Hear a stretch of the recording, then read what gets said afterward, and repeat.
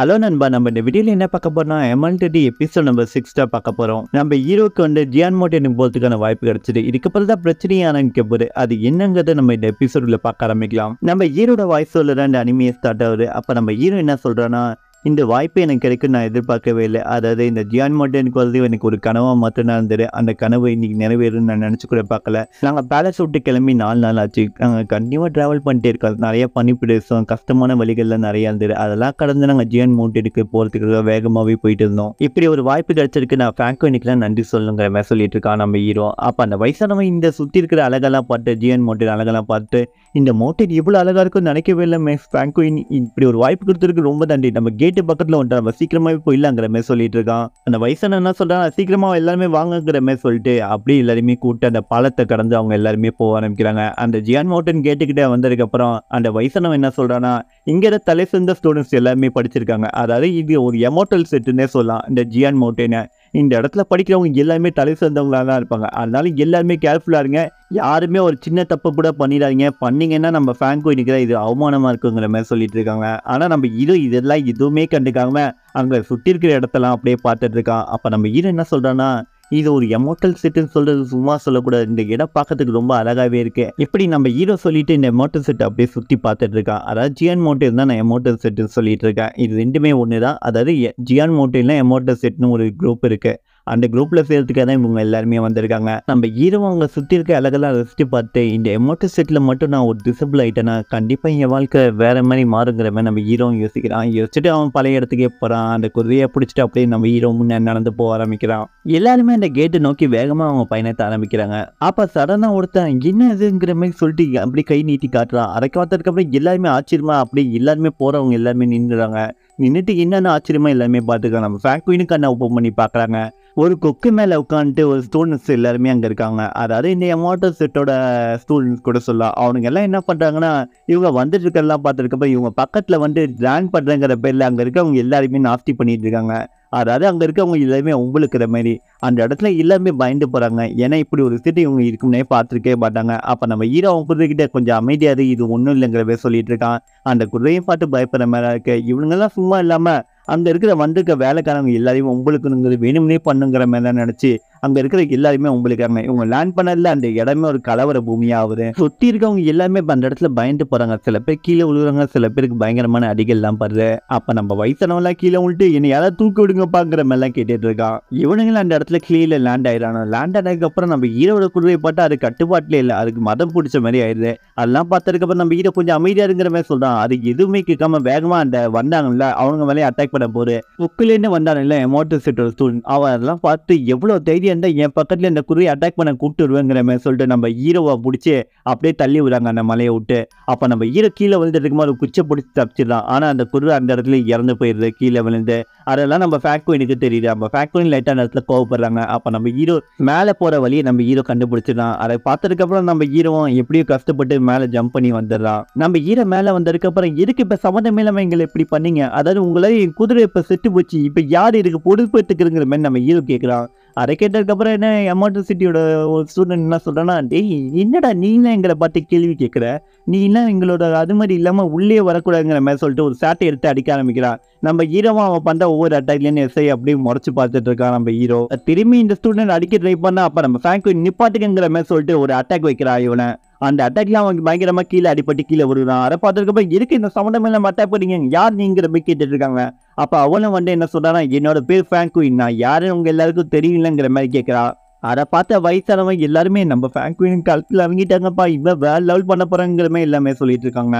அப்போ அந்த அடிப்பட்டவர்கால அவங்க யாருன்னு பார்த்ததுக்கப்புறம், மிஸ்டர் ஃப்ராங்கோயின் உங்களை வெல்கம் பண்ணுறதுக்காக நாங்கள் இத்தனை பேர் வந்திருக்கோம். அதாவது நீங்கள் புதுசாக டிசபிளாக ஜாயின் பண்ண போகிறீங்க, அதுக்காக தான் நாங்கள் இத்தனை பேர் கூப்பிட்டு போனோம். ஆனால் நீங்கள் எல்லாருமே என்னோட கெஸ்ட்டாக இருக்கீங்க.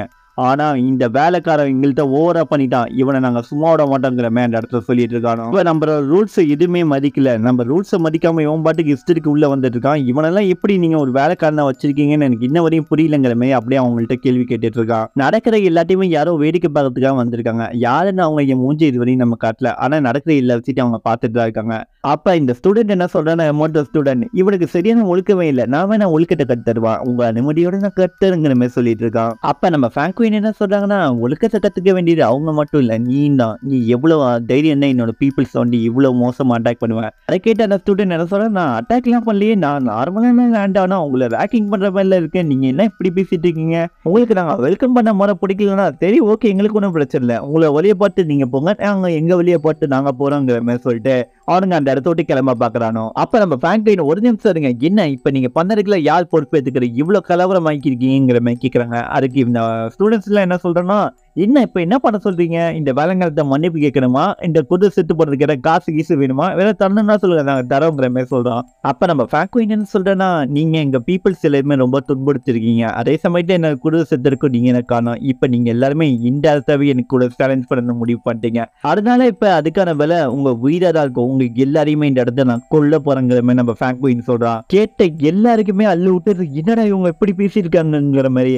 அப்ப அவங்க தண்டர் பவரை வச்சு அவங்க ஆயுதத்தை வெளில வர வைக்கிறாங்க. அதெல்லாம் பார்த்து நம்ம ஹீரோவா இந்த இடத்துல பயங்கரமா ஷாக் ஆகுறான்.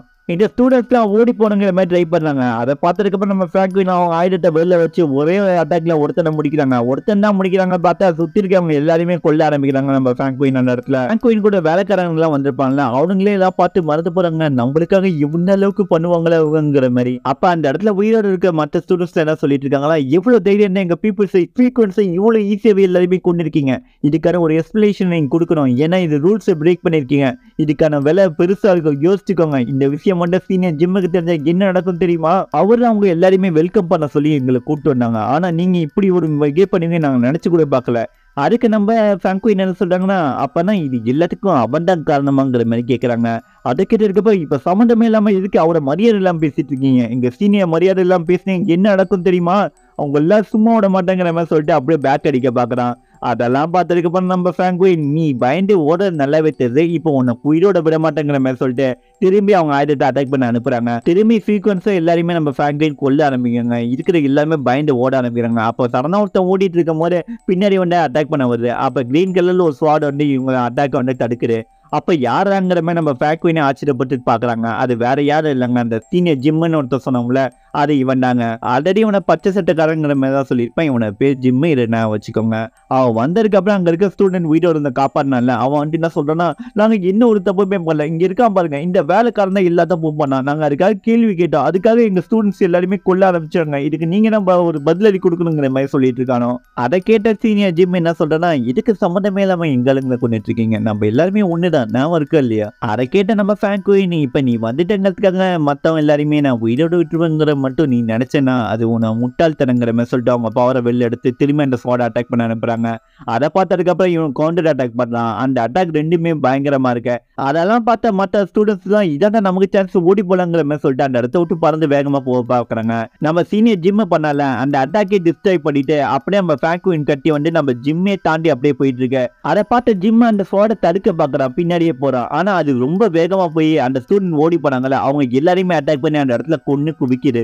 அதை பார்த்த ஜிம் ஏன் இப்படி பண்ண, நம்மள ஆளுங்களே நீயே கொன்னுட்டியாங்கிற மாதிரி கேட்டுட்டு அந்த இடத்துல சொல்லிட்டு இருக்கான். சொல்லிட்டு இருக்கும்போது வாயிலிருந்து ரத்தம் வருது. அந்த அட்டாக் ரிஃப்ளெக்ஷனால இவனுக்கு பாதிப்பு ஏற்படுது. எவ்வளவு தைரியம் இப்படி பண்ணிருப்பேங்கிற மாதிரி கை நீட்டி கேள்வி கேட்டுட்டு இருக்கான் நம்ம ஃபிராங்க்லினை. எல்லாருமே மறந்து போய் பார்த்துட்டு இருக்காங்க. அப்ப நம்ம ஹீரோ என்ன யோசிக்கிறோன்னா, வாயால ஏன் இவங்களை கொல்ல முடியலங்கிறது இப்பதான் எனக்கு புரியுதுங்கிற மாதிரி சொல்லிட்டு இருக்கான். அப்ப நம்ம ஃபிராங்க்லின் என்ன சொல்றேன்னா, என்ன பழிவாங்கத்தான் இதோட முடிஞ்சிச்சுன்னு நினைக்கிறேன், நான் கிளம்புறேன். அதே சமயத்துல நீ எப்ப வேணாலும் என் கூட சண்டை போடலாம், இதுக்கு என்ன பழிவாங்கன்னு நினைச்சேன்னா எப்ப வேணாலும் வா, நான் உங்க கூட சண்டை போட காத்துட்டு இருக்கேன். அதை கேட்ட சீனியர் ஜிம் என்ன சொல்றேன்னா, இந்த நாளை நான் என்னைக்கு மறக்க மாட்டேன், நீ என்கிட்ட எவ்வளவு மோசமா நடந்துகிட்டேங்கிறது என் ஆளுங்களை கொன்னறியா, இதுக்காக கண்டிப்பா உன்னை பழி வாங்க ஃபிராங்க்லின், அன்னைக்கு கண்டிப்பா உன் உயிர் உங்ககிட்ட இருக்காருங்கிற மாதிரி சொல்லிட்டு அந்த இடத்த விட்டு இவன் கிளம்புறான். இதோட இந்த எபிசோட் முடிஞ்சிடு. ஜியான் மார்ட்டின் எனக்கு உள்ள போறதுக்குள்ளேயே ஒரு எதிரி உருவாயிட்டான். இதுக்கப்புறம் என்ன நடக்க போறதுங்கிறது எல்லாமே நம்ம அடுத்த எபிசோட்ல பார்ப்போம். அதை பக்கத்துக்கு மறக்காம லைக் பண்ணுங்க, சப்ஸ்கிரைப் பண்ணுங்க, ஷேர் பண்ணுங்க. இது ஏஜே வாய்ஸ் ஓவர்.